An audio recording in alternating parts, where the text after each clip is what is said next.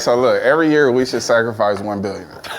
Hey. And then redistribute their wealth into society. Yes. And and then this is like literally, if you up 50 billion, we're gonna put you on we're gonna make a bust, like you're gonna be memorialized. Yeah, well, what is black media? Because you brought it up a little bit, right? Yeah. There are black people that are on CNN, that are on a lot of these outlets. With that responsibility and that level of accountability, what do we consider black media today? So I do think that black media has a responsibility to society at large. Okay. One, to inform people, but also to be able to celebrate us authentically. Okay. To be able to champion our causes authentically, and also to be able to make our issues real for the rest of the world, because other people without the experience are not going to be able to adequately do that. If you look at the threats of AI all the way down to Fox News, there's threats on just trying to get good information out there. Yep. So I think in that chaos or in that crisis, there's an opportunity for black people who have traditionally been more oppressed than other demographics to kind of create our own information hubs, our own media hubs. There's a responsibility to be honest. There's a responsibility for us to be non-biased with each other, but also like still represents ourselves in like an integral way, in a way that is like truthful, but it covers the spectrum of what we are. What's up, everybody, and welcome to the new season of Tap In. 4 brothers, 1 table, and 0 filters. 3, 2, 1.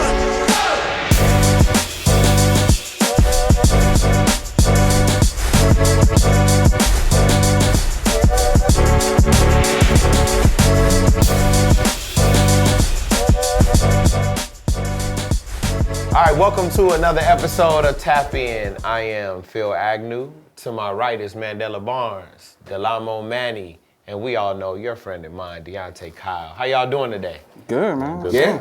You know how we used to start it, we're gonna do it this time as well. We're gonna do a weather report. How are you doing in the form of a weather report? Because you know, a lot of times when you ask somebody how they doing, they just be like, yeah, I'm all right, I'm good. But what we... My Siri, my bad. You know how you are? I know how she doing. That's amazing. Sorry It's about perfect. It's perfect. Our 5th cast member. Yeah. Nah, that's low-key surveillance. You know Yeah. She just had Just to pop checking in with let you you niggas, know making I'm sure- still Too listening. many of us I'm congregating at once. listening. You know what I'm Too saying? many of us at once to not be surveilled. Shout out to Eric Snowden. Yeah. If big shout out. Nah, shout out to Cuz, like real. No, it's real snowing rap, hard. you know what I'm saying? Straight up. Nah, real revolutionary. Yeah. Like. Hey, look. When can we get him? Look.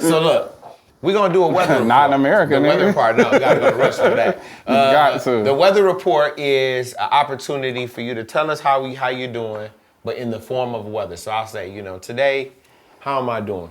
It's stormy outside for me. You know what I'm saying? It's stormy, but the sun is about to come out. You feel what I'm saying? Yeah, That's how the weather report is for me. So we'll start with you. Deanté. How you doing?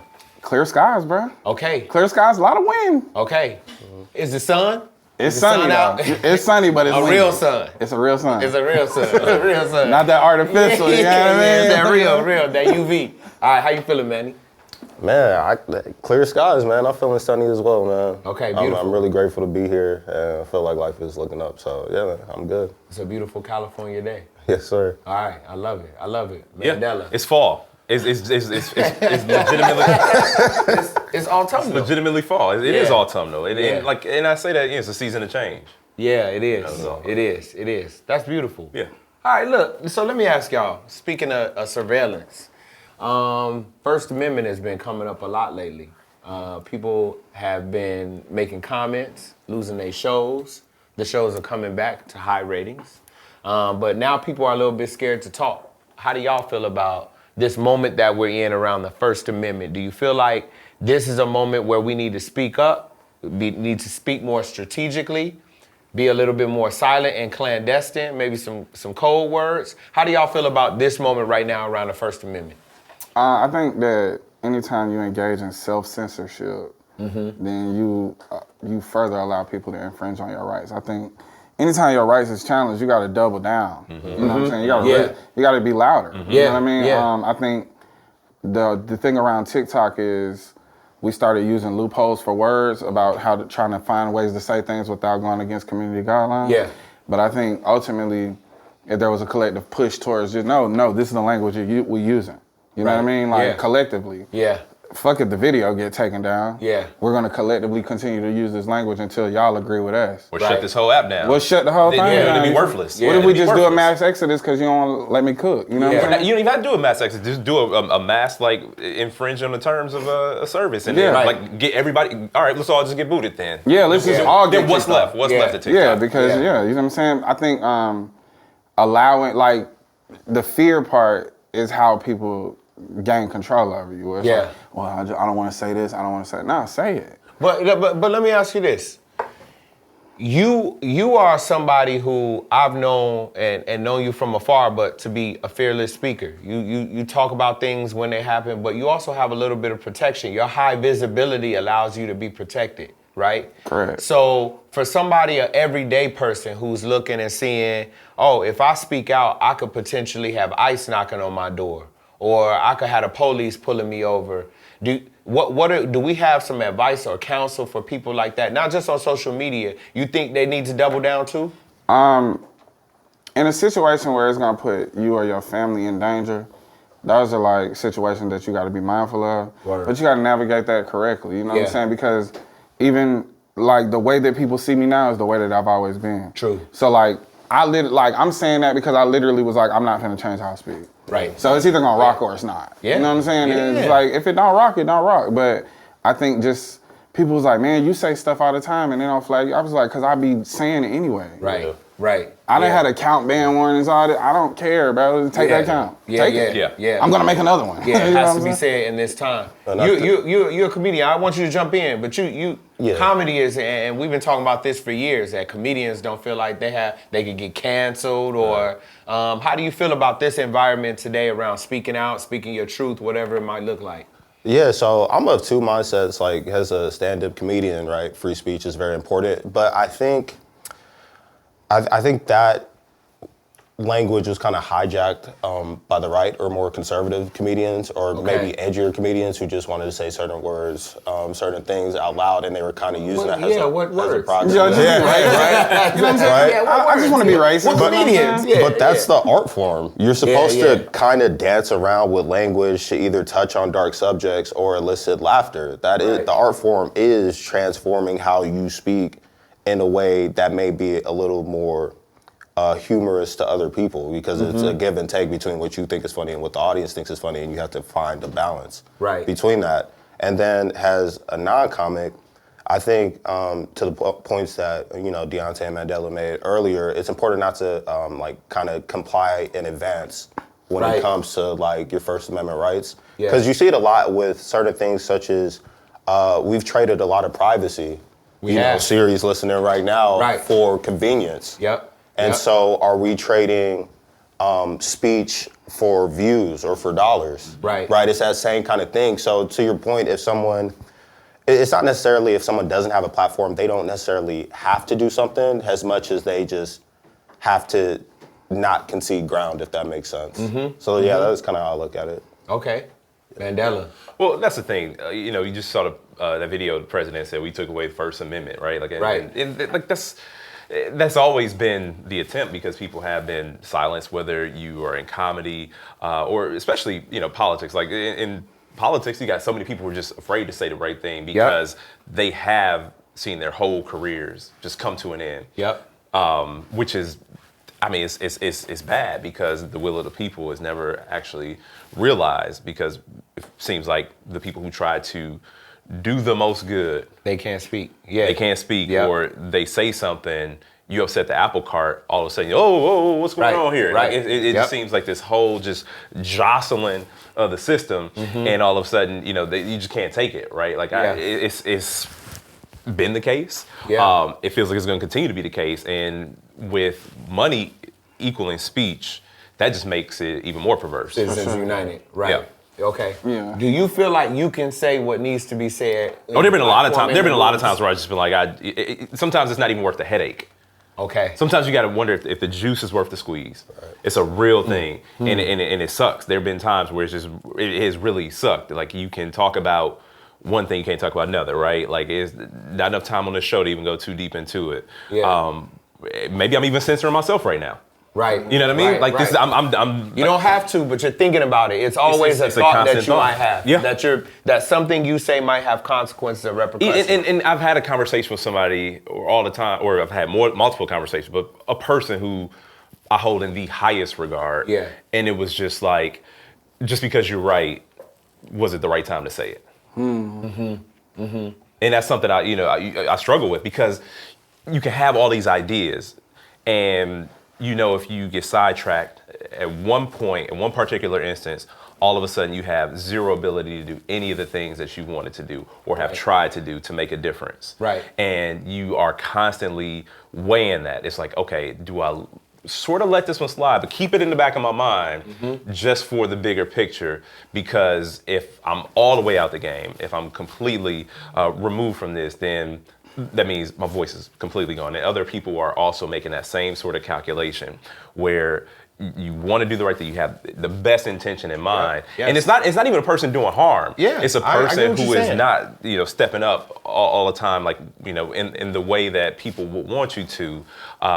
But you do sometimes realize, like, okay, well, if I sidetrack here, Right. then somebody terrible is going to come into a position of power and authority and absolutely reverse all the progress we made, Right. do everything counter to our interests, and make it as if, our point of view never existed in the first place. Right. I think this is an odd thing for me as well, because it seems like the people that are the most progressive, that want to see a progressive outcome in society, almost have to like self-censor, right? Yep. But the people that are all for regression, Oh, yeah, no they- holds they barred. have free speech. Say whatever they want to say, Yes. like do whatever they want to do. Yep. And it's like the response to it is still censored. Yeah. And it's like, so my my stance and how I talk about the situation, I would really be on some, man, fuck them, like, fuck them, right? Yeah. You know what I'm Yeah. saying? But people's like, well, you can't say. It's like, yeah. you absolutely can, because they saying it to you. Yes. But I Yes. think the thing is like, progression is this thing where we have to really tread lightly, but like, we shouldn't though. Yeah. Like, for sure. I think there has to be, the reason why regression is so easily, like it's so easy to do, is because there's no holds barred. It's like, this what we own, you know what I'm saying? Yeah. We trying to take Yeah. your freedoms, Yeah. trying to take your free speech, we trying to, like, anything we could take, we're gonna take it. And everybody else, like on the I would say the left in this situation. Yeah. But like, it's more so about people who want like a more progressive, unified society, Yep. are like eggshelling it. Yeah, they're scared. And so, but you could play on that fear though. Yeah. You know what I'm saying? By like, oh, you know what I'm saying? Like, it's like dangling a carrot of freedom. Like, you know what I'm saying? You almost got it. You gotta watch what you say. Yeah. You gotta watch how you say it. You gotta watch when you say it. And it's like, The U.S. has been for, hundreds of years now, been a bully around the world. We go into other countries and we say, hey, you want freedoms like the ones we have in the United States. Look at what we can do. Look at the protests. Look, people can say whatever they want in the U.S. My question for y'all on this, I got to follow up. Do we have free speech simply in this country? Do we enjoy the freedom of speech in this country? Do Yeah. you all believe we do? I do. You do believe we do? Yeah. That seems interesting. I don't think you have a because- freedom of consequence. Right. But I think also too, it's like, it's the, so like, there's an empathy around us speaking freely amongst each other. Yes. Versus an apathy towards people who don't agree with us. The difference is like, we're not apathetic towards other people either, even when it's harmful language. Right. The language can be racist, it could be xenophobic, it could be homophobic, and we're like, well, even though it's wrong, you know, Right. and it's like, no, be apathetic towards that plight. Right. Like, really fight back with like that Right. fire with fire type vibe. Yeah. Because the thing is like, this is gonna harm a multitude of people, not just one demographic. You Yeah. feel me? Like, a lot of times when we talking about stuff on the right, we literally just talking about straight white men. And so it's like, if they all in agreement, it's like, well, shit working for us, you know what I'm saying? Like, Yeah. anybody outside of this one group, if it don't work for you, like, tough titty, you know what I'm saying? But like, for us, there's such a multitude of demographics and such a multitude of like experiences and expressions that it's like, you kind of got to check all the boxes. There's only one box to check on this side. Yeah. So you believe we do? I do. Manny, do we have freedom of speech in this country? I believe we do, but it's a lot more fragile than maybe we'd like to admit. Okay. But yeah, I feel like there's very few things I could say, even on here, that would get me like arrested or accosted by the government. But like, again, we've created so many of these, I guess for lack of a better word, infrastructures around like YouTube or TikTok or algorithm that works his a censoring apparatus. But like, there are ways to work around that. So yeah, I think technically we do. Okay. Mandela. I mean, we do, but like you said, it doesn't mean you're not free from consequence, and those freedoms are actually eroding. Is a real thing. You know, if you are protesting on a college campus, like what that could end up meaning for your career, your job prospects, or even your time as a college student, people getting expelled, like all sort of stuff, man. Like that is so. Yes, it does exist. However, there are very powerful, established and enshrined challenges right now with each passing day to that freedom. Type shit. I think we have the illusion of a freedom of speech. I was waiting on you to come in because you Yeah, look at all, you judged each and every one of us. Every one of you judged our answers. You have the freedom to looked at our say your answers. wrong statements, and then I'm gonna go right. No, but I think we have an illusion of it, right? Because even as you said, there are the consequences to using that freedom of speech are not equitable across the board, right? If you're a white man and you want to get up and make a joke about black women or rape, or you want to be an edgelord and you just want to say whatever you want to say and just push the envelope, you're free to do that. None of us are free to say what is on our minds at all times without an inordinate amount of consequences that wouldn't happen, or disproportionate that wouldn't happen to somebody else. I think the U.S. has incredible branding, right? And of course, maybe there are countries around the world where you would say something and immediately some sort of Gestapo type force would be banging on your door immediately. I think we're inching towards that even in this country. But if I have to consider what I say in relation to where I live or my ability to make money or my ability to travel in certain circles, is that a true freedom?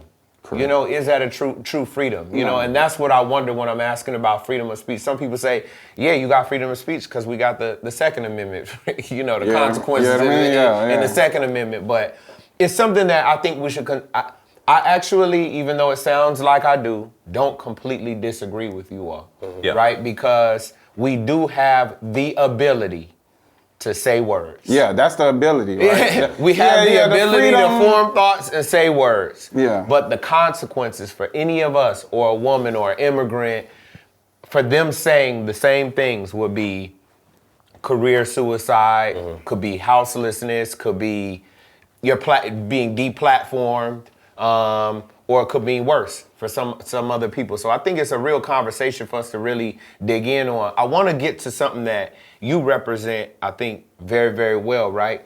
The new age of black media, right? Where people are going to consume and get their information are from a lot of different platforms. And I think it's wider and more diverse than it ever has been. I think it's a very fun. We had, you know, it used to be the Chicago Defender, you know what I'm saying? The Miami Times, you had one or two of them, but now we have many of them.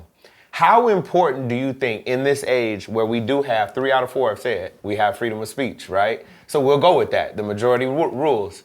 How important in that context is black media for our people? I mean, it's paramount. So, do you consider yourself black media? for sure. Okay. Yeah. Okay. I am black. I did. Yeah, talk your shit. You heard it here first, right? Yeah. Am. You feel me? So I think the more important thing is like the discovery of it all, right? Like we have like this wide array of outlets and voices and things like that where people, it's very a democratic thing where people are like deciding, this is my guy, this is my girl, you know what I'm saying? This is my platform. I think with that, there has to be some centralization of, okay, now how can we combine these people into one place and create a Chicago Defender that doesn't operate under corporate money, right? Because corporate media has went from news to entertainment. It's about ratings, it's about, you know what I mean? Like once we start playing that game, then it like dilutes what news actually is, like what's being reported, right? Right. Is it a report of the facts, or is it a report of like literal rage bait that we know people gonna tune in, right? Yes. It can be misinformation, but the engagement behind misinformation and people correcting misinformation is like good for views. You know what I'm saying? Every time somebody comment and say this is wrong, this is not accurate, this is it actually boosts what it is. You know what I mean? Right. So as a platform, it's important to be integral when you're independent. Okay. Because by creating like a reputation of being integral around reporting the facts, around having like editors, like I have like my editor is literally like in media. Okay. And he went to school for like journalism. Yes. So like,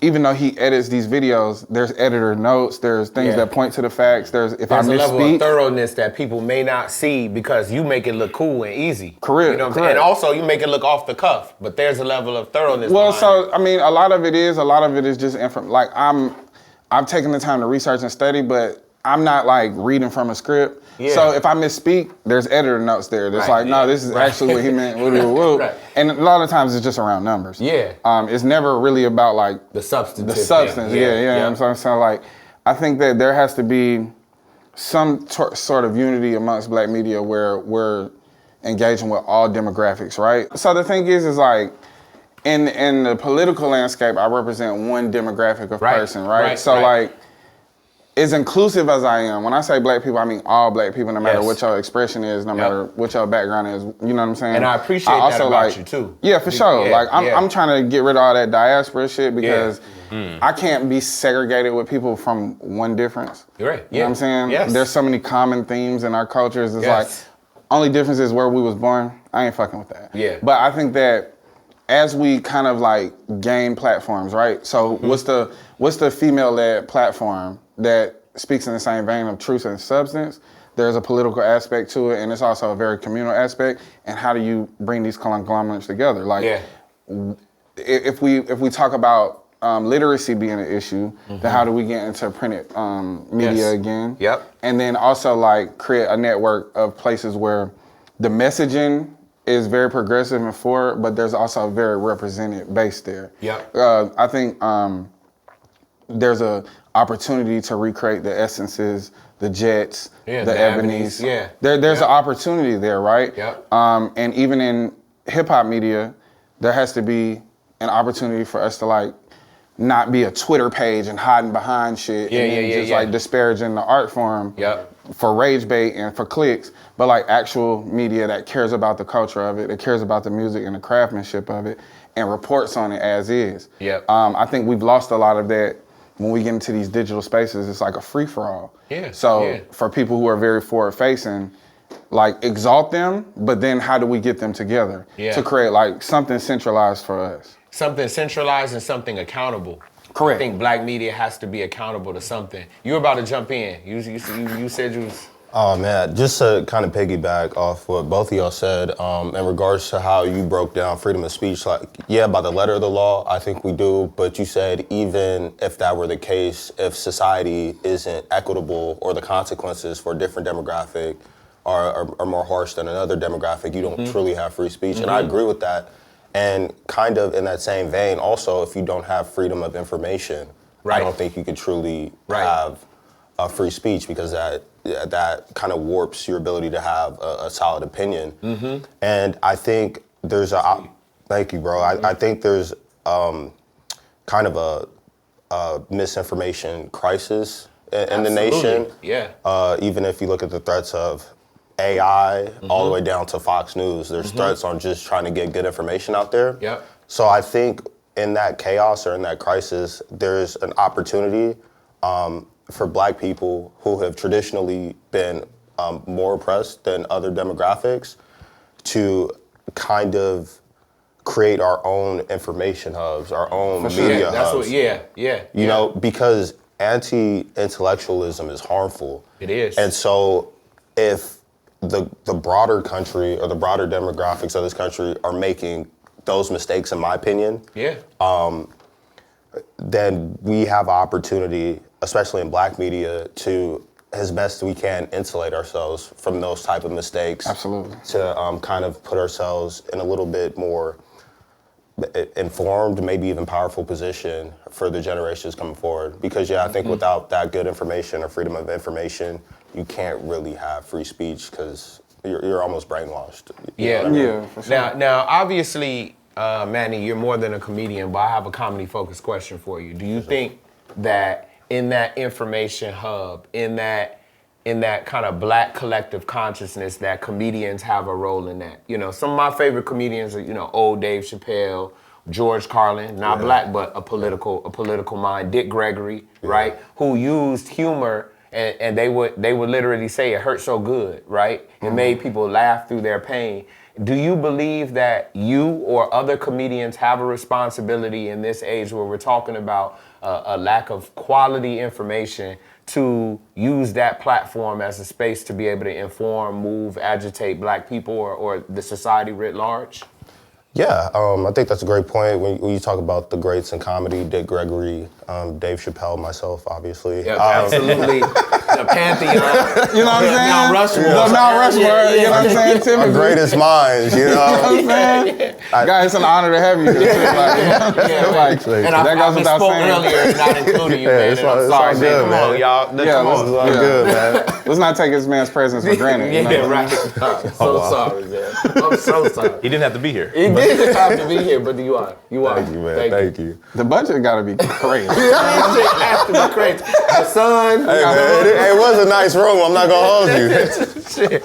It's a slab of marble under it. We'll be ordering room service too. Uncut marble. Nah, yeah, real rap. Yeah, but to answer your question, I feel like comedy or any entertainment form is really like the baloney you slide the medicine pill in. For lack of a better analogy. And I feel like you gotta bologna. I feel like The best one, huh? I feel like the process. It's so funny because Deanté was talking earlier about speech and how the left, for lack of a better word, is more censored. But I also think we might be overly academic at times. Okay, yeah. Okay. To get people in your circle, they gotta know about the plight of many different groups. And it's important to know that history and to know that information, but you really just gotta meet people where they at, man. Yeah. So if they had Agreed, if they had a comedy show, it's 2 drink minimums. Yeah. Like I gotta slide that joke in there delicately so they just think about it. I can't just give them the answer. I have it like, let me think about that. Let me see how I'm coming off. So I think so you it's a consider finesse. that, you think about that. I try to. That's brilliant. Yeah, that's brilliant. Yeah. Mandela, What's up? Black media. How much was that a central part of your ascendance to the second highest office? Yeah. For now in the state of Wisconsin. How pivotal was that to you? And do you think black media has a responsibility to black people?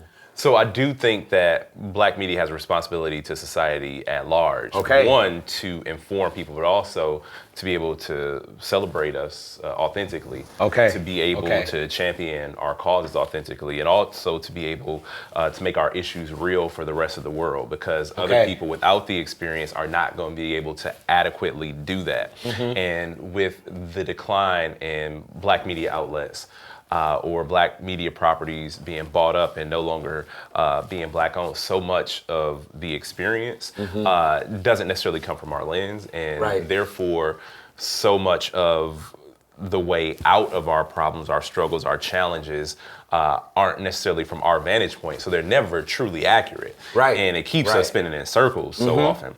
I mean, you could even think about black music. I mean, how many new rappers do you know? Or albums you listen to, right? Like, And not that everything has to be regulated, but there was like a level of regulation of black art by black people that kept the music solid. That kept our art in a space where it was actually providing content to us, and making it something that was worthwhile. Now there's some new rappers out there. It's not about all of them, but like on the whole, right? Like how much, are we actually getting out of the music we consume, out of the art we consume? And that's been a big problem. And the black art, that counts as black media. Right. And so it does. In terms of quite literally. In terms of society, in terms of government and politics, I do think that when it comes time to hold black leadership accountable, that is best done through black media outlets, through people who are actually living in the districts, represented by the people who actually live and experience firsthand what life is like, and the challenges that are present, and we just don't really have that at the level that we should. That we need. I think because to that point, there has to be a centralized aspect to it for the fact of the matter that you have Black individualism too. Yeah. And if we're gonna hold people accountable, there needs to be somewhere that people can go that's trusted.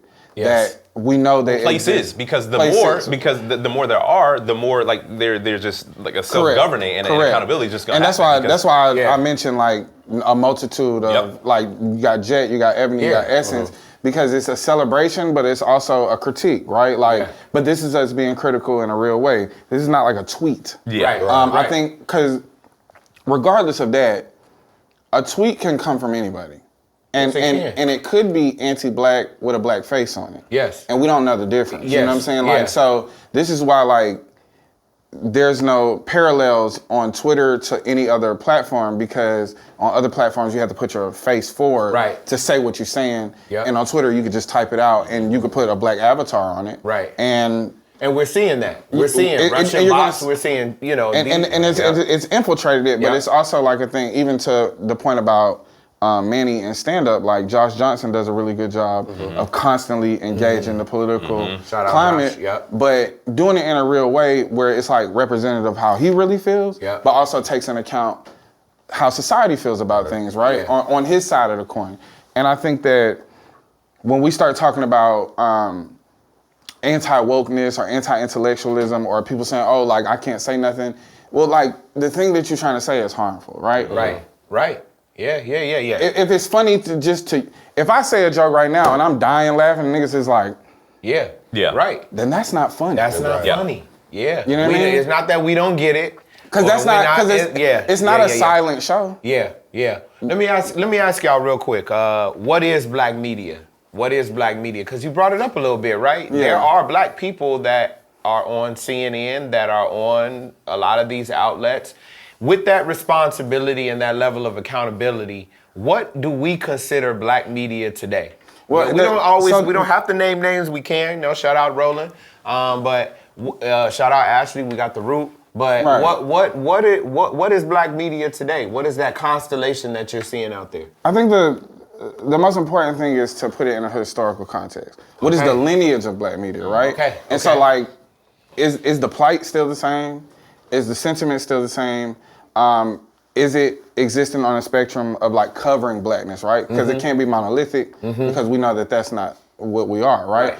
But we do sit in the same seat. So like we're still facing the same amount of criticism, oppression, whatever, but also celebration, also like innovation, cultural output. And I think that if it's representative of that, like Black media is whatever is for Blackness, right? If it's anti-Black, that can't be Black media, right? It's not Black media. Well, because that's just CNN. You know what I mean? That's Fox News. Yeah. So like we already know what the opposite of Black media looks like. I think that there's a responsibility to be honest. There's a responsibility for us to be non-biased with each other, but also like still represents ourselves in like an integral way, in a way that is like truthful. But it covers the spectrum of what we are, right? So when you speak about like celebrating, that has to be a big part of it, right? It can't be this thing of like, well, it's February or something. Right. It's time. 28. You know what I mean? 28. You got it, brother. Hey, Juneteenth. Right. Break those chains, brother. Wakanda forever. You know what I'm saying? It can't be some selective like pandering. It has to be a thing of like, this shit is excellent every day. You know what I mean? So it doesn't have to be exhausted as like, niggas gotta be perfect. Right. But it also can be a thing of like, who's organizing in the community? It can't just be things of like, this is the first Black person to do this, or this person just won a Grammy. It can't only be the trophies, bro. It got to be the things that's like every day, right? Who's opening up like transition houses for convicts, like to really transition back into society in a real way?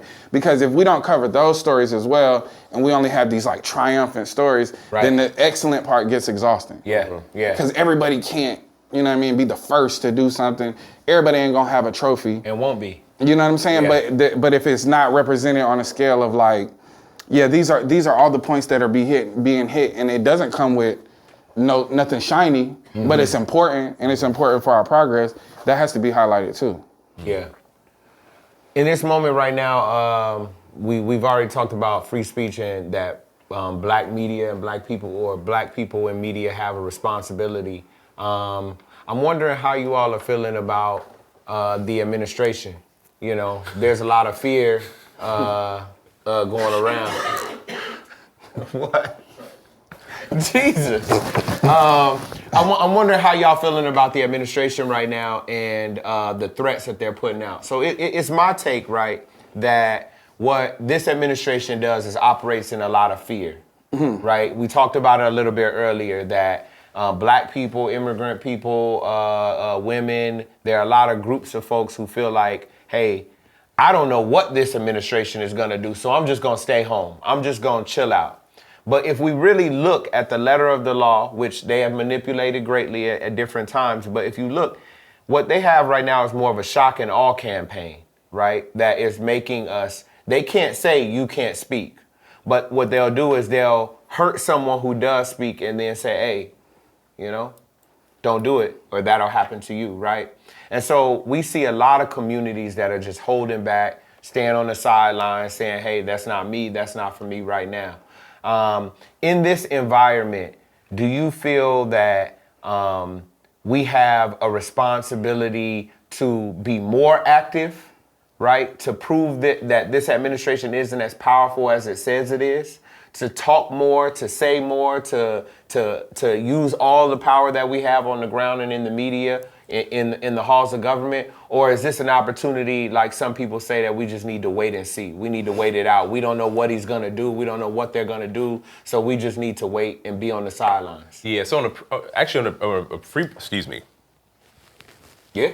Yeah. Rewind the tape. Yeah. On a previous show, we talked about that. Do we have the luxury to sit out? And Okay. I said we don't have the luxury to sit out because, you know, a lot of things are happening adjacent to us, and as those things happen adjacent to us can very well happen to us. And stuff is actually happening to us. Let's be very clear. Absolutely like that superintendent in Iowa. Yes. You know, that's like this is very they are real. deporting that brother. Yes. And it also goes back to the last topic about black media, because there is an ability for a strong, legitimate black media apparatus to be able to build bridges, to be able to connect dots, to be able to talk about these things as they are happening, not just as a warning, but to also build up solidarity between communities that are being impacted by this administration. Yeah. And if you were asking me how I think the administration is doing, I think they're doing a terrible job. Absolutely. For the record. Yeah. You know, I just wanted to make sure it was. Yeah, I think they're doing real bad. Yeah, real bad. Not helpful. On all accounts. Not helpful. Two thumbs down on that administration. But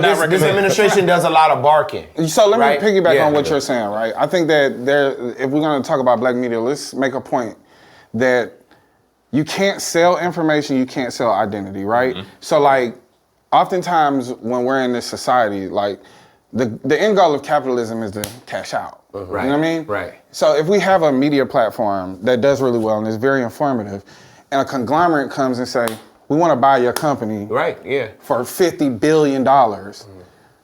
The idea behind buying it is not to enrich you. The idea behind buying it is to control the media, right? Absolutely. So this is also where we come with like, you can't sell your identity. Like I can't sign up for a company that I know is against like my politic for a payday. Right. Because that payday essentially is the end of Deanté Kyle. It is.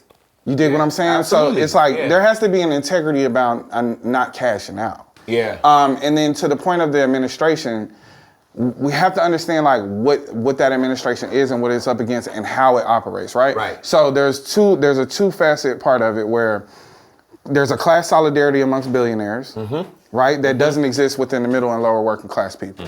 So if we don't operate in a class solidarity the way that they do, then we can't combat them. The way that they control us is through pushing individualism. As long as you're doing good, don't matter what they're going through, right? But a lot of us are 1 or 2 paychecks away, 1 or 2 missed opportunities away from being in the worst seat of this society, which is homeless. I think the reason why homelessness is not fixed is to set an example for working class people, right? Subconsciously, right? Right. Now, the other aspect of it is understanding what the administration does well is entertain. So this is why the McMahons are a part of their conglomerate, right? Absolutely, yeah. Biggest media output is WWE, like it's sports entertainment, but it's huge, right? Yeah. You're talking about somebody that took a sport that was territorial and turned it into an international conglomerate of entertainment and media. They understand attention. Yes.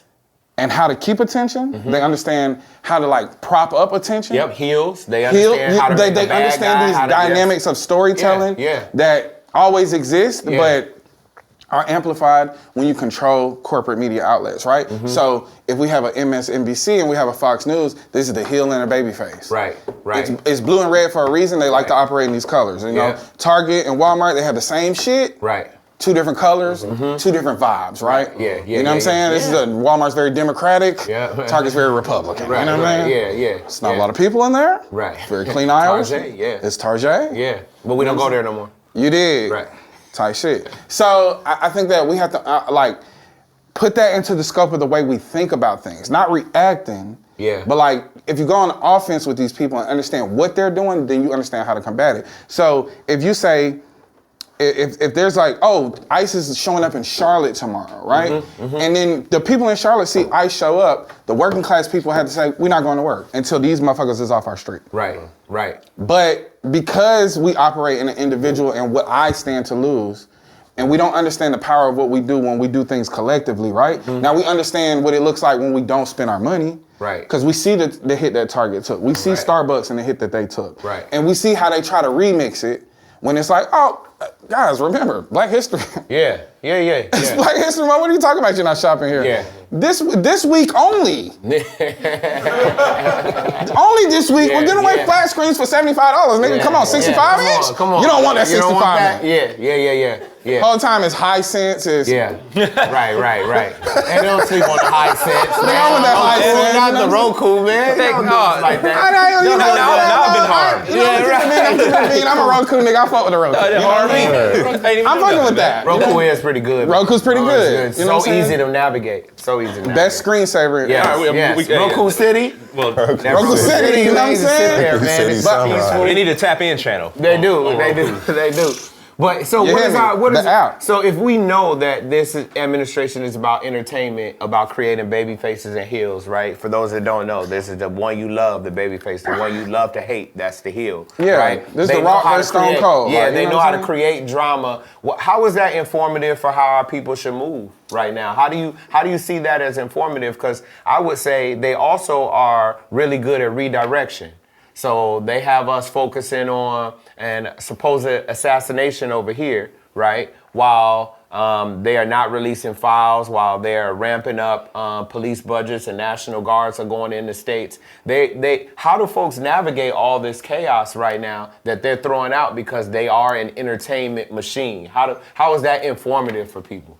So the more important thing is like the knowing, right? So when people say, oh, you doing a lot of talking, but we're not talking about solutions. If you don't know the problem, then you can't find a solution, right? True. The problem being they operate on an offensive scale about entertaining and redirecting, right? Right. So then what's our pinned comment? What's our problem?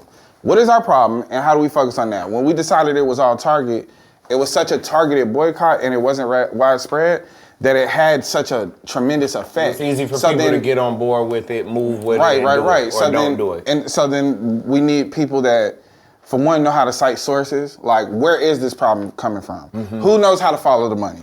Follow the money, no more money to them. You know what I'm saying? Right. When we talk about like class solidarity, we don't understand like how much we're putting into society. What is class solidarity for people that's tapping in and don't know what class solidarity is? So like what class are you in? Are you in the working class, right? Are you paycheck to paycheck? Even if you have a good salary, you still are in the working class if you're not above I think it's like what, $7.5 million or something like that. It Like if you varies don't by the have like city, yeah. $5 million liquid, Yes. you are working class. Yeah. And- $5 million to live the American dream was one of the most recent. yeah, exactly. So, Okay. and then even 5 even million. at that, 5 million. if you have $5 million and you spend Right. $1. Yeah. Now you're 4.9. Now you're out of it. Right. You know what I'm saying? Right. You know what I'm saying? Yeah. So I Qualified. So anything. We have a responsibility to see other people who are in our same class. Well, we also as have a comrades. responsibility to like just rid our minds of middle. Okay. Oh, When it doesn't operate like that. Yeah. You know what I'm saying? There's a high class and there's a lower class, Yeah. right? And even if you can be high, like we do all this weird shit. The with stratus. language. We try to. I'm middle. I'm middle upper. I'm middle lower class. I'm. All nigga, things to say I'm not a nigga. High or low. I'm not at the bottom. And so Yes. so then yes. Yeah. Yes. One of the biggest things that this society is predicated off of is anti-blackness, right? Yes. So Yes. as long as I'm not a nigga, I'm doing I'm doing all right. good. Yes. Yeah. How's my weather report? Yeah. You know what I'm saying? Sunny. It's sunny as fuck. Always.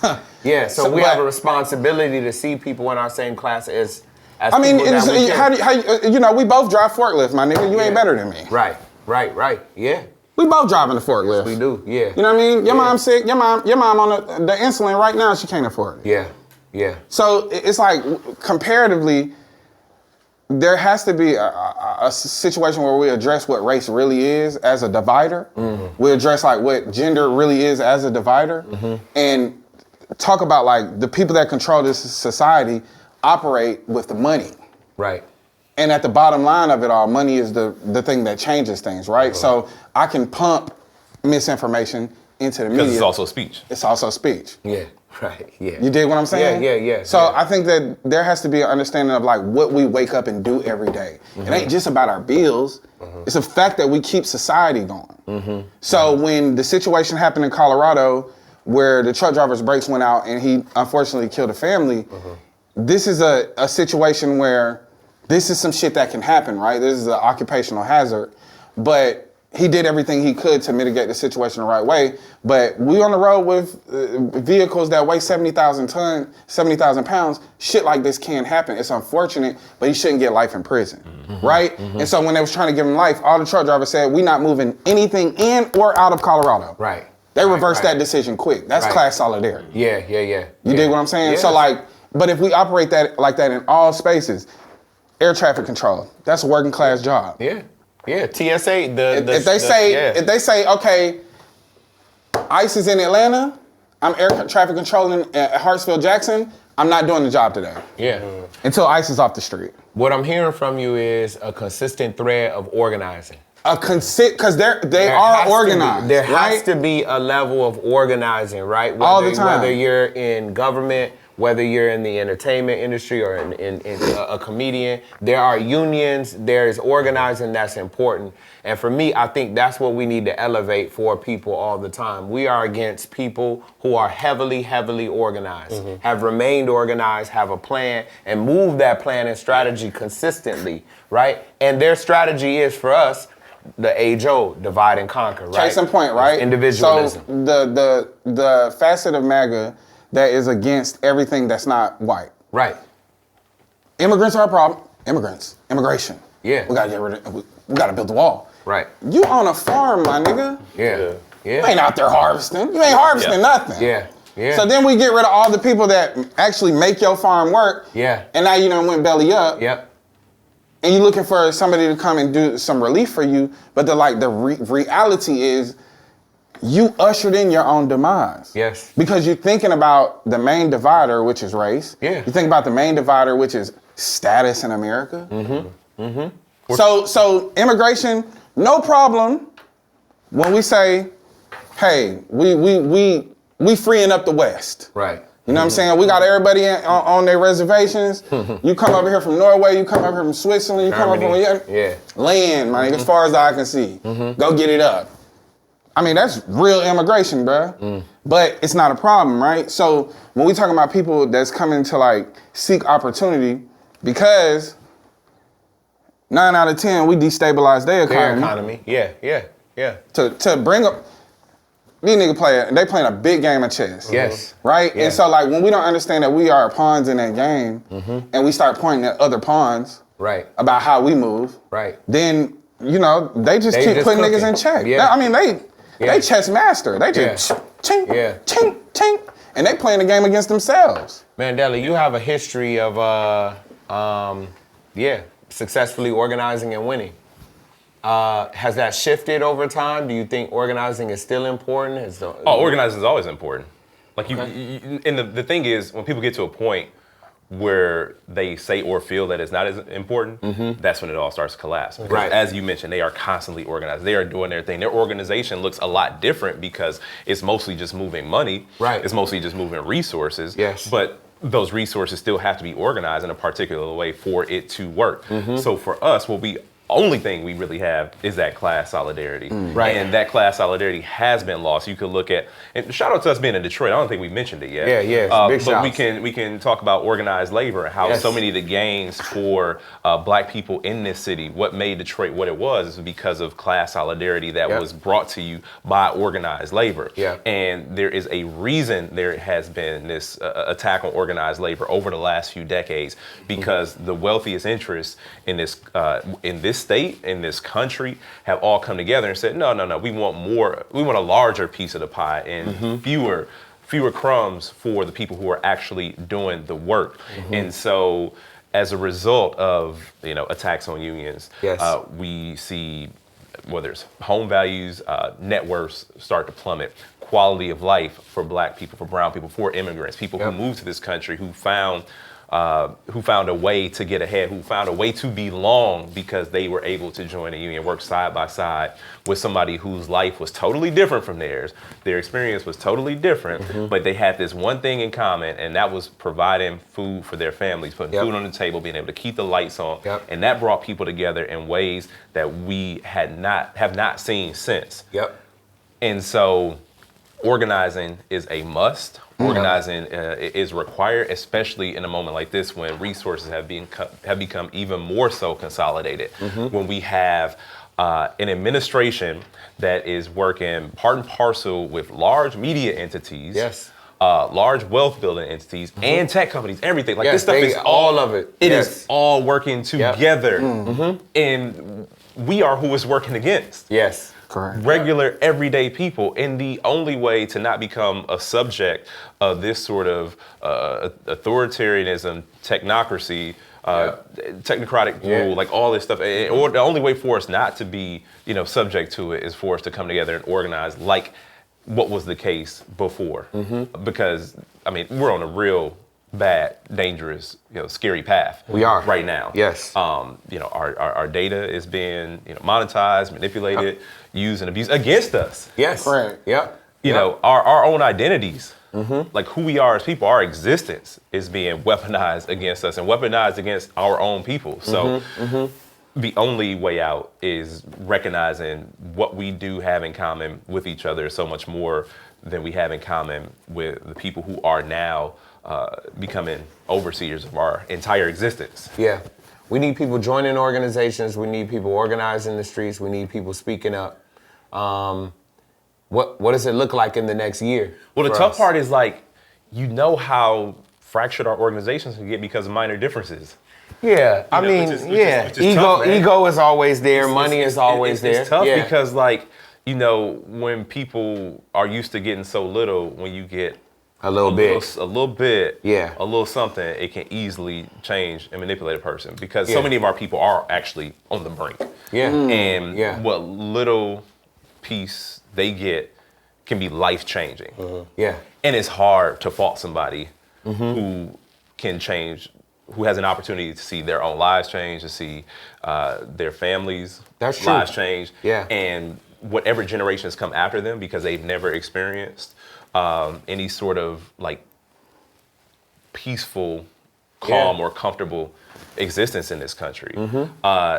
So it's a lot to ask, of people to say, hey, I know it seems tough now because that's all we've ever known. I know it seems tough now. It'll get better. But it'll get better. It'll get better if we all just do this. Weeping may endure for a night, but joy come in the morning. Yeah. Yeah. And It's only so many times you can do that sermon. It's only so many times you can do that sermon. Yeah, that's real though. Yeah. I'm gonna shout out to people that tap in though, because what they do have at this table is with the right use as an effective tool.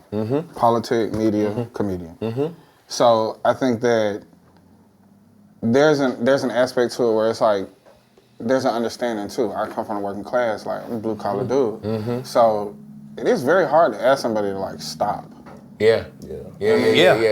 Put your fears to the side. Yeah. Put your responsibilities to the side for this bigger picture, right? Yeah. And that's a pervasive thought process. Yeah. Like that right there. We're trying to break habits, long form habits around survival, human habits of like, I got to keep my head down. The instinct, right? The instinct of survival. Like, what do I have to lose versus what I have to gain? Yeah. So like, and when you don't see the gains, so like, the boycott against Target is ultimately symbolic for us because all I did was stop spending my money. Right. But like, that's a very effective tool. Like, that's literally what you get up and do it for every day. Yeah. So like, to ask people to dial back on luxuries that I couldn't afford last year. You know what I mean? And now this year, I'm like having a great year. Yeah. But this is also, the subset of that is, on the opposite end of that spectrum, somebody has even less than they did last year. Yeah. So these are like things that we're constantly battling. And I think that the billionaire class, the tech oligarchs, that class it's a very tiny amount of people. Yes. So it's not hard to get on board with 15 people. Yeah. Right. Yeah. 50,000 people. You dig what I'm saying? Yes. What is it? Okay, so we talking about, it's hard to get people to break habits, it's hard to get people to do the thing. So one of my favorite quotes is, if you want to get people to build a boat, you don't tell them how to build the boat, you don't tell them about the wood or how long it'll take, you get them to long for the sea, right? And people will build that thing. They will do it because they want the sea, that vision. Where are we going? Where are we going? Where are we going? If you on stage, you on a stage, we all on stages at different times in our lives in different ways. Where are we going? What like, people are confused, like, what does the world look like when it's not this bullshit that we're living in right now? What is it? What is that thing that animates people and gets people to not think about just myself, but I'm thinking about other people that don't look like me, maybe don't live where I live, maybe I've been tricked into thinking they're taking my job, right? What does that vision look like? So a happy society is a society of plentiful resources, right? Anytime we have any amount of colonization that happened, it's not happening for the people. It's literally land-based. These are the resources there. This is why you see Africa pillars the way it is, for resources. Yeah. They extract resources to make money in other places, right? So then the question is what resource does the everyday American need, right? So our basic needs should be a thing that's met because, for one, there's enough. More than enough. There's more than enough. There's more homes vacant than there are people on the streets. Yeah. So I think the thing is like, okay, why is it controlled and altered in that direction? So housing, for one, like, that's a human right. Food, water, like all of our basic needs. Healthcare, yes. If it's a basic human need, yes, it should be a human right. You should have right to it, right? Yes. Now, we'll say, well, where are we going to get the money from? The resources. But when they send out billions of dollars here right now, there, Ukraine, wherever. We never asked. Yep. So it's like, the thing is like, we live in a very unique society because the history of it is chattel slavery. The history of it is genocide. That's like, this is the birth of it. Yeah. So when you live in a society like that, and then like you have people from all these different places and all these different backgrounds, it's hard for everybody to get on one page about what they want when my wants and needs, I don't necessarily want this person to have, that person to have, this person to have. Well, we've been taught that in order to get that, it has to come off my table. Exactly. Now, I would say in a situation where you, like, in Japan, right? Any decision that Japan makes is only going to affect Japanese people. And that has a look, that has a history, that has a culture, that has a heritage, and it's all shared. Yeah. There's not like a huge diversity in that from what we can see on the outside, right? Yeah. But when you think about America, the focal point is the diversity of it, right? So then there's these classes that exist. So when I speak about class solidarity, it's how do we get what everybody needs for themselves and whole? Okay. Not okay. I want this for these people and I want that for these. Yeah. No, in whole. All the basic In whole. necessities met. That's the happy world. And if for you want to say capitalism is about innovation, then Right. give people the room to innovate. Right. Right? And we Don't know that's restrict. branding. Yeah. You know what I'm saying? Yeah. But I think the ideal society is a thing where I don't have to worry about my basic everyday wants and needs. And then you discover that most people don't care about being a millionaire or billionaire. Like, they just I'm fine. You know, I'm fine with my occupation. Yes. You dig what I'm saying? If I can have pride in what I do, and I don't have to go, and I don't have to get off of work and go do more work. Don't have to worry about, This is that's the finesse of the gig society. Yeah. Oh, I'm gonna get off. When I get off, I'm gonna go do Uber for a little bit. No, you still working, man. Yep. You should be at home relaxing. And that's also a part of destroying the class solidarity. I don't, as an Uber driver, I don't see another Uber driver as a person that I'm on the shop with. You know what I'm saying? We all compete. We're competing against one another. So real quick. Yeah. What's your happy world? What's your happy world, man? What does it look like, Manny? What is, when we're creating this vision, we want people to organize, join organizations, do whatever, be out in the street maybe. What does that look like for you when you think about it? Yeah, for me, I think it's, to piggyback off Deanté's point about a more equitable society, when people's needs are met, I feel like that allows them the opportunity to be more thoughtful. And I think when people are truly thoughtful or have the space to be more thoughtful or have the information to be more thoughtful, it's just way more difficult for things like racism, sexism, homophobia to exist, because it just dissolves when enlightened. It just doesn't make sense after a certain point. So I feel like when we get to that point where people's material needs are met, and maybe people have that bandwidth or that knowledge or that thoughtfulness in society, and I think society just reflect that, you know. So that to me is an ideal society where the people are thoughtful, especially being such a mixed and diverse society. I think that's the one common ground we could have, as opposed to just demographics. Yeah. Yes. Yeah. Yeah, peace of mind. And it's just peace of mind. To be able to just live and enjoy yourself, do what you want to do, raise a family, not have to deal with the constant stressors of life. You mentioned, capitalism, capitalist society. The problem is just capitalism run amok. There are just so many resources concentrated in one place. I mean, it's so fewer resources for everybody else. And I think about what I would want, I don't need to make a whole bunch of money, right? If I'm doing okay, if I'm waking up every morning, eat what I want to eat, hang out with people I want to hang out with, and do the work to make that happen, that's enough for me. That's enough. But everything is sort of predicated on reaching certain financial milestones in your life. And if you don't reach those certain financial milestones, you're gonna be ass out. Think about retirement security, which is it's something I think about all the time. And I shouldn't be thinking about retirement every day, but every day I'm thinking about retirement. Right. Yeah. And it's crazy. It's I don't want to be somebody who's out at age 70 trying to figure out how I'm gonna pay to stay in the place that I'm living in. Yes. Right. I don't want to have to worry about if I'm getting sick, how am I gonna be able to pay for this round of medication? Right. That is a constant stress, and with all the resources that do exist, it should not be the case for a single person in this country. Yeah, I think Go ahead. The ability just to rest. That's what I mean. Yeah. You know what I'm saying? There's a thing where the constant stressor is even if I'm resting, I'm not really rested. Right. Because I'm thinking about retirement. Yeah, man. Yeah. I'm thinking about man, my motherfucking, I woke up my left arm was a little tingly. Yeah. A little tingle. What the fuck was that? Yeah. Right. Kind of want to look into that. Nigga. Seriously, is it carpal tunnel? Is it diabetes? No, you feel me? Yeah. I'm ignoring shit. You quite literally my pinky toe shit was a little numb this morning. How much is that gonna cost? No big deal. No big deal. Yeah, wait till it gets to the middle tone. We're in a side tooth epidemic in this society. Yeah. How many niggas walking around no side tooth? Yeah. Your boy. Gone. Your boy, it's out of there. I ain't tripping, it was a clean break. Yeah, right, it was gone. Just You some did? Skittles. No nerve endings, no hurt, I'm good. If it do start hurt, throw a little whiskey on that, we back at it. But the ability to just say, yo, I need to take off today. Yeah. You feel me? Yes. Now, Rest, and on top of that, it's like, we know the minimum that you need to like live the American dream. Yeah. What's the max? Right. Yeah. Yeah. We never talk about the max. Why shit ain't maxed out? Yeah. Like, we need to max out on a lot of things, like age. Yeah.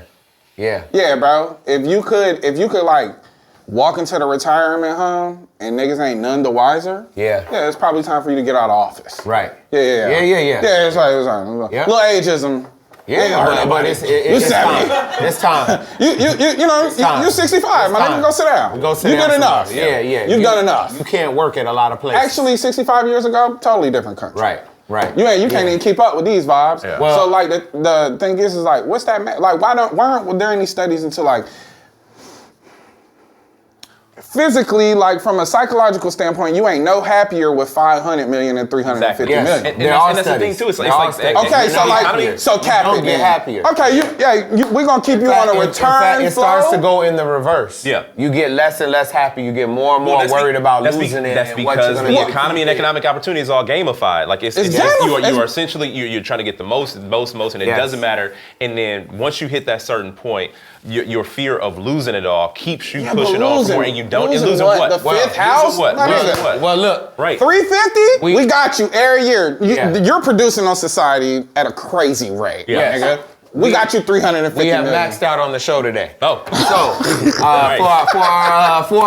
our final word, we started off on free speech. That was funny, nigga. We started off with free speech. You got free speech. So you get one more thing. You got free speech. Say whatever you want to say. So what's your last statement for today? For your free, this is your free moment. Y'all don't want to hear what I got to say because I'm already really in that vein. Yeah. All right, so no, I'm not gonna say that. No, I'm gonna say what I said at dinner last night. The speech is free. About billionaires. Yeah, say it, please. There's your. All right, check this out.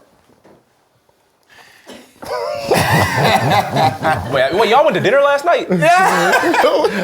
I wasn't there either. I did go to dinner somewhere, bro. I did too, by myself. Why you ain't say that? My nigga, We talked for like 10 minutes. It was in the elevator. Not once did you say, hey man, we're going to dinner. I may have even asked about this. I may even ask, like, what I are will people be up to? honest, you know, this was a like on the fly type. All right. vibe. All right. And that also was your free speech statement. No, okay. I got something. We gotta wrap. Peace, love, and prosperity, man. Yeah. What's your free speech statement? No, give it up. Yeah. All right, so look, every year we should sacrifice 1 billion. Hey. And then redistribute their wealth into society. Yes. And and then this is like literally, if you up 50 billion, we're gonna put you on we're gonna make a bust. Like, you're gonna be memorialized. Yeah, we'll talk about you. And we're taking that 50 billion and we're putting it back in society. Yeah. And next year, there's gonna be, you're gonna be a good company. Yeah. And the thing is, you would think that it would stop people from wanting to be billionaires. No. But it would attract psychopaths. Yeah, they will So want not the only bust. do we like attract psychopaths, we just weed them out of society. Mm-hmm. And then we got all the bread. Like, it's a twofer. It's a twofer. Yeah. No more homelessness. Yep. No food insecurity. Yeah. Medical debts is good. We good. Free college, all that. We just gonna have gladiator style. Yeah. Coliseum. Every year. You know what I mean? Yeah. Limb by limb. Billionaire Bowl. And we watch it. The Billionaire Bowl. Yes. You every year. The top two. Bro, y'all fight to the death. I love it. And then whoever win, we all finna come like tear you apart like weapons. Yeah, you know what I mean? pieces. You ever seen the movie Weapons? Yeah, like that. You know what I'm saying? You know what I'm saying? You got niggas on IG with blood on their face. Storm the field. And then, but it's for the every year we sing a betterment. song. See, like the billionaire idea of this is purge. Nah, we ain't purging. We're purging you. You know what I'm saying? We get rid of you. Yes. Yeah. Thank you. Manny? Dinner was crazy yesterday. Nah, dinner was a little hot sake, you know what I'm saying? There were conversations. Chairman Mao over here. Yeah. Line him up. Line him on that wall, bro.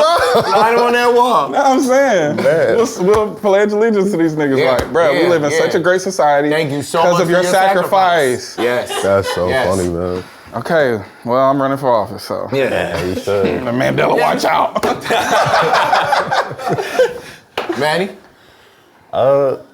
Man, I'll just say that black media is any exchange of, black ideas and black ideals. So even if you just watching this and you want to start a little TikTok to talk about like your sphere of knowledge or influence or whatever platform, it could just be, you know, starting a local chapter or whatever at the library, you know what I mean? Just go out there and it's like really each one teach one, bro. Like, because I feel like that's the bottoms up approach to it. Like, obviously we got stuff at the top that we have to address, whether through voting, organizing, more structured means.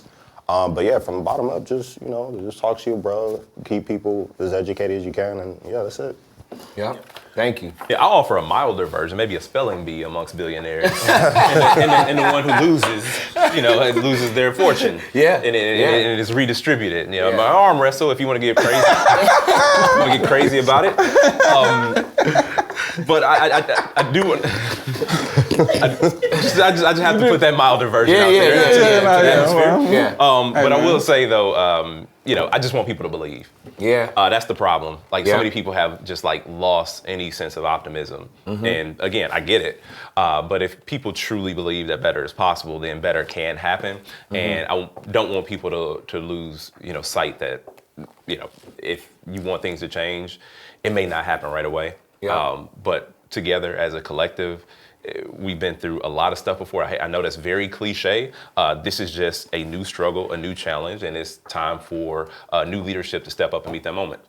All right, black media has always been essential. You know, we need it. It's historically given us our information, our scope, put our desires out into the world. What's your favorite black media moments, though? Because we've had some legendary ones over the years. You know, I'm thinking, you know, what is it? What year was that Suge came up there and was like, you know, all in the video. You wanna, it's just epic. And then Snoop coming out like East Coast Joe. What is it? What the media, black media has given us so many little jewels. Can you think of some of your favorite? I mean, in connection to that, Andre saying the South got something to say, and South literally taking over hip hop. Yes, is big. Yeah. But I think also BET Awards, Michael Jackson, James Brown. Oh my God! Put the come on. Man. Yeah. Man, this like peak light skin Mike too. Like, yeah. You know Mike got a few of those. I mean, Motown 25. You broke out the the moonwalk. I wasn't around, but that had to have melted people's brains. Just seeing that for the first time. Had to. Yeah. Well, mine isn't a particular specific black media moment, but it's a black person in media, and it is our dear friend Kanye West. George Bush 20 years ago, that was on my mind. Okay, yeah. George Bush doesn't care about black people with Mike Myers and then them going to Chris Tucker. Chris Tucker was like, damn, man. Yeah. They brought up Haiti. He was like, so Haiti. No, we're talking about New Orleans. We're talking about New Orleans. Right now. Wrong script. Yeah, man. So that for me is a moment. I still remember that moment. Nah, that was that moment too. Epic, bro. Yeah. Kanye got a few of them. He do. Snatching the mic from Taylor Swift is crazy. He does. I'm gonna let you finish. Yeah. But go ahead, man. But yeah, no, I mean, one of them was certainly even, you know, during Katrina, I remember on 106 in Park with AJ and Free, when Free was just talking about, like, she brought up climate change. You know, back then, you know, in 2005, where it just wasn't ahead of the time. Like, it wasn't really in the conversation, and it wasn't a big a conversation in our communities as it should have been. She brought up climate change, and she said this can happen anywhere. I would say like Barack Obama being inaugurated. Yeah. I was in 11th grade, and that was just like a big symbol. I know, like, you know, people have their criticism of him, and rightfully so in some aspects, but like, that still was a moment. It was a great symbol. Yeah. It really was. Have you seen Phil talk about this before? Is that never mind. Imagine another time. You know, but I was in that moment too, and I was sedated and tranquilized. Nah, it was like great. It was the symbol, bro. It was so good optically, like, dog. It was a good. It was. For sure. I remember when he won. I was in Shreveport, Louisiana. I went to casino because I was like, all right, it's my time. Yeah, it's my time too. Yeah, it wasn't. It wasn't. But it wasn't. Man, it's been so many. It's so many of them. Damn, bro. Yeah. Man, I ain't gonna hold you. Like, Tupac spitting in cameras, it's like, that shit really legendary. Is what, when Tupac just like, shout out Detroit. New style. He had on the Red Wings. That's what really made me think of it. Yep. Bro, that's my new style. Yeah. Shout out. So black media continues. I'm bringing that back. If you ever approach me somewhere with the camera in your hand, Trying to be critical, this is my new style, nigga. Yeah. Just know. You heard it here first. Black media has given us so much, man, and we hope that we're able to continue to grow it, burnish it, and get that conglomerate like we need. Absolutely. Yeah.